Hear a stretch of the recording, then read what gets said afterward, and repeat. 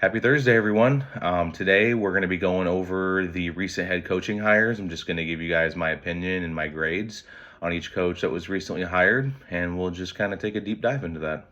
All right, first off, we're going to get into my Chicago Bears and their offseason hire. This was clearly one of the best offseason hires across the NFL, but I'm going to preface it with this. This hire was not an A+. The only reason that I'm not going to give it an A+ grade is because we haven't seen Ben Johnson as a head coach just yet. So I think that's the only reservation that I have at this point. Now I'm going to give it an A, and here's why. For those that have been Bears fans, we have suffered for years. We are the only franchise to never have a passer throw for 4,000 yards in a season. Let that sink in. That is miserable. You think about the other 31 teams. You think of the Jags. The Jags have had a 4,000-yard passer before we have. You've got the Texans. You've got the Panthers. Well, I guess the Panthers had Cam Newton. But anyways, we are the only team to never have a 4,000-yard passer. And that is just miserable. But that also screams just how dependent we are and how stuck in 1985 we are with our franchise. We live on defense. Chicago has always been a defensive-minded franchise. And you've seen it. The past couple hires have been defensive-minded head coaches. Now, with the exception of Matt Nagy, which I think that was the last coach that we've seen that's done anything for us. Like, Matt Nagy made the playoffs. So what does that tell you? And with the way that the game is evolving nowadays, I mean, you're seeing offenses put up 30, 40, 50 points a game. Like, the era where your defense wins you a game, that's gone. It's over. It's over. You're seeing offenses just evolve right before your eyes, and they're putting up more and more points every year. So you have to adapt to the game. And that's where I think the Bears have faltered in the past 20 years. But we finally have hope, and it's Ben Johnson. This guy has coordinated one of the most explosive offenses in the NFL. He has brought Jared Goff to the pinnacle, to where we are literally putting him in elite conversations since he got to Detroit. Insane. So this is where I think this was a phenomenal hire. And for most people that are close to the organization, they're going to give a lot of credit to Kevin Warren about this.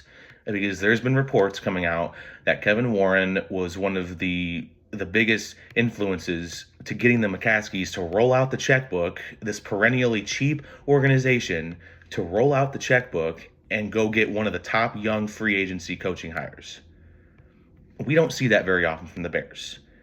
In recent years, you see that there are these very good, like these young, hungry coaches that are looking for jobs, and the Bears, they'll interview them, and then last second they'll be like, you know what? No, let's go with the defensive coordinator from Kennesaw State, or like something like that. But finally, they got it right. And we're going to give a lot of credit to Kevin Warren and a lot of credit to Ryan Poles, because Ryan Poles was in hot water this whole season. And they finally were able to resurrect their reputation, and they go get a guy that not only can coordinate an offense, but a guy that Caleb Williams wanted. There were podcasts where Caleb Williams was on there, doing the subtle hints that he wants Ben Johnson. And you went out and you finally did something that benefits your young quarterback, which that not only says that you're figuring it out, but it also says that you're committed to Caleb Williams and really being an intricate part for this guy's development. And they're finally doing it. So for Bears fans, this is great. There's hope. There is hope.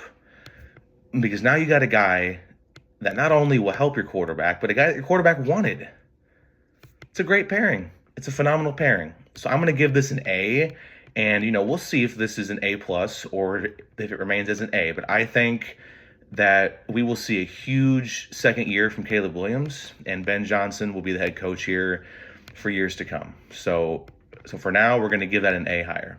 All right, next up, we're going to go with Mike Vrabel to the New England Patriots. This is probably the safest and the best hire throughout the entire coaching cycle this year. You've got a guy that's already had success coaching. For those of you that remember Mike Vrabel, think back to the Titans. They had a couple of division championships, playoff berths.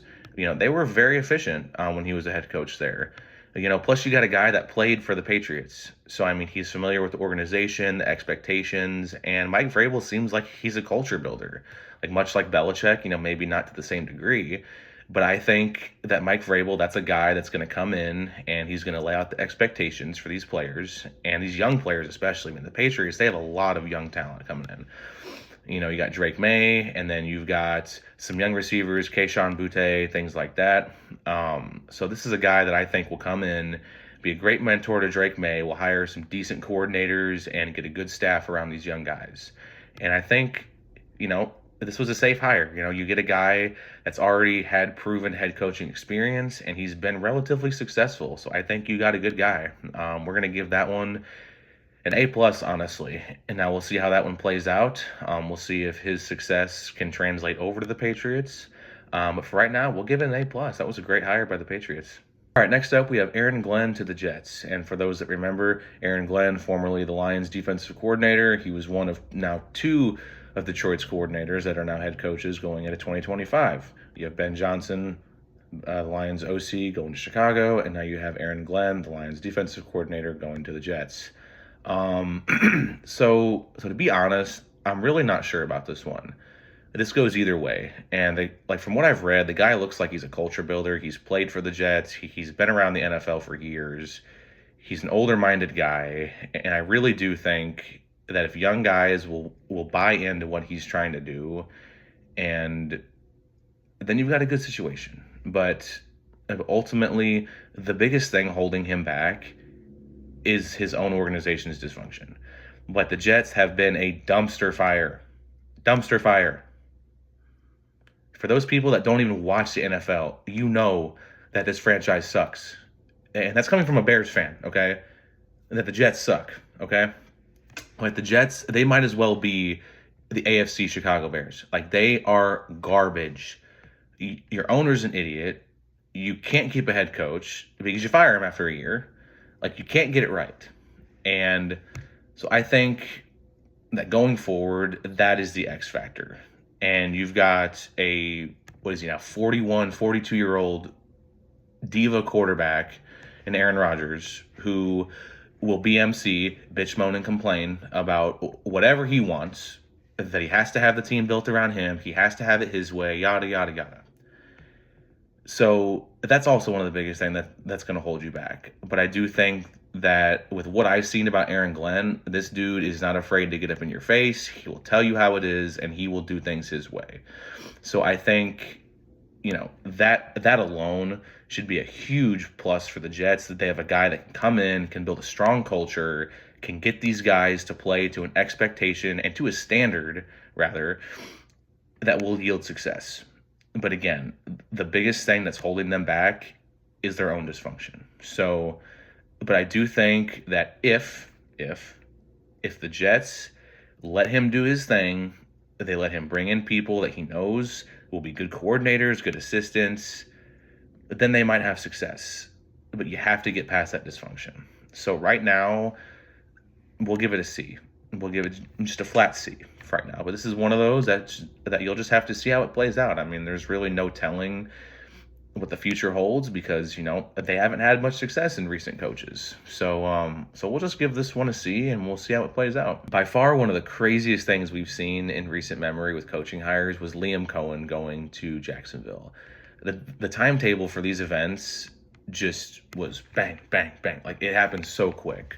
So in short summary, Liam Cohen, he kind of floats around, looks at head coaching jobs, does a few interviews, then goes back to Tampa Bay and signs this fat contract extension to remain their offensive coordinator. And then Jacksonville fires Trent Baalke, their general manager. And then all of a sudden, Liam Cohen goes ghost. Todd Bowles and the Bucs, they cannot get a hold of him. Well, rumor be told that he is in Jacksonville once again talking to Shad Khan, the Jags owner. And because now that the problem child, Trent Baalke, is gone, and now all of a sudden he's like, you know what? Yeah, let's do this. And he signs with the Jags to be their head coach. Insane turn of events, because this all happened probably within the span of 24 to 48 hours. Like, reporting on this must have been absolute chaos. But nonetheless, this kind of falls in the same category as Ben Johnson. Like, we haven't seen him be a head coach yet, but he's proven to be a great quarterback developer. Like, Liam Cohen brought Baker Mayfield's career back from the dead. I mean, that's pretty good. Now, that's no knock to Baker Mayfield. Baker Mayfield is very talented, but he's been kind of a journeyman recently, playing for the Rams and the Panthers. Now he's, getting his feet wet now with the Bucs, and he's been great. So I can't give all of that success from Baker Mayfield to Liam Cohen, but he's definitely a big part of it.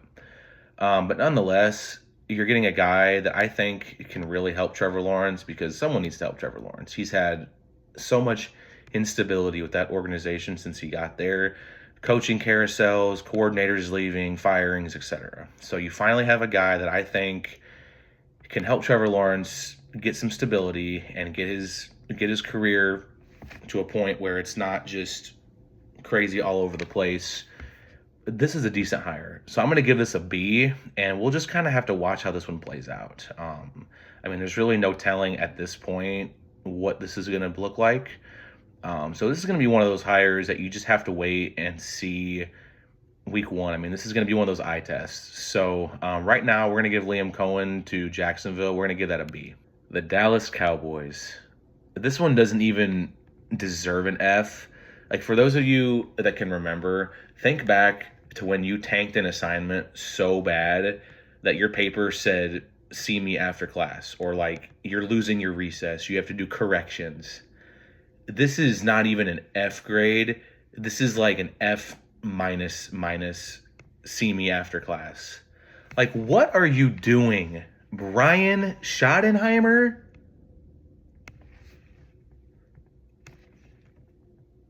You go from Mike McCarthy, which, by the way, Mike McCarthy needs a really, really good publicist, because he's not that far off from Mike Tomlin. So you guys know Mike Tomlin, the head coach of the Pittsburgh Steelers, that everyone claims is like the messiah of head coaches walking the earth, the guy that's never had a losing season since 2003. They're not that different. Nonetheless, I digress. You go from Mike Tomlin to Brian Schottenheimer.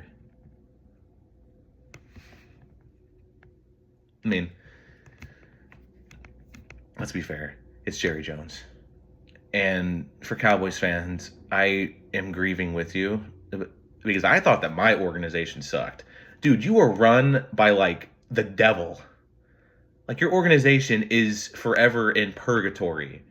Jerry Jones has the audacity to sit up there, during the games in his like private skybox area, just pissed off as hell when you guys are getting 40-pieced by the Philadelphia Eagles. It's like, dude, why are you mad? You caused this. It's like, you do this every single year. Surprised that head coaching thing didn't work out. No, dude, because you can't pick talent. Like, you're horrible. Like, you are terrible. Like, you run this organization so horribly. Like, you are the GM, you're the head coach, you're the owner, you're probably the PR specialist. You might as well go be the janitorial staff owner too. Like, since you want to have this team in a freaking vice grip, like, back off and let the organization do what it has to do. Like, you don't have to run the whole team, dude. It's fine. But nonetheless, you go from Mike McCarthy to Brian Schottenheimer. You had a list of much more qualified candidates. You had Mike Vrabel at one point. You had Ben Johnson at one point. You had Pete Carroll at one point. And you go with Brian Schottenheimer. And I'm not even a Cowboys fan, but that pisses me off. And that makes me really feel bad for you, Cowboys fan. That is an F- grade.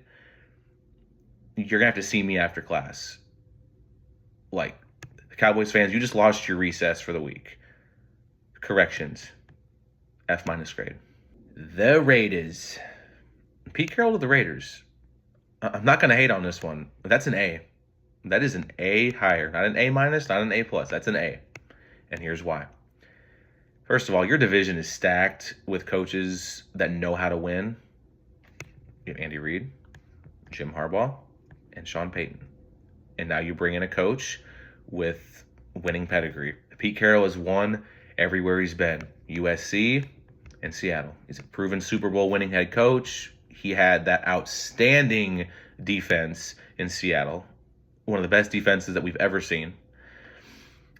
And this guy knows what he's doing. He's a culture builder. He's got experience, like I said. And you've got a guy coming in that can turn the franchise around.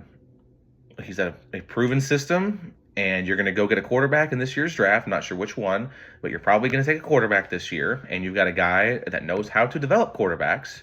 Runs a pretty simple offense. It's quarterback friendly. But this is a good hire. And not to mention, you've got Brock Bowers, who had an outstanding rookie season. So you've got that weapon to play with. And you're an organization that I think is turning the corner. And now do I think the Raiders will win the AFC West? No. But will they be better than where they were this year? Absolutely. So I think for those intensive purposes, we're going to give this an A. Again, not an A minus, not an A plus. It's an A higher. And this is one that I feel pretty optimistic about. Now, I don't think that it's a long-term hire because let's face it, Pete Carroll ain't getting any younger. I think he's like 70, knocking on the door of mid-70s, I think. I'll have to fact check that after this. But nonetheless, this is not a bad hire, I think. I mean, given the candidates that were out there, I mean, thank God Ben Johnson didn't go to the Raiders because, you know, the Bears probably would have Mike McCarthy right now, which, again, I probably wouldn't be that upset about. But the way things fell, this was a pretty decent consolation gift for the Raiders. So we'll give this an A. Now, I know I'm forgetting one, but apparently the New Orleans Saints want to wait until next Christmas to hire a head coach. So until they do, that's all we got for this video. Once they hire a head coach, I will be uploading my take on that in a YouTube short. But until then, that's all I got for you guys. So make sure to like and subscribe.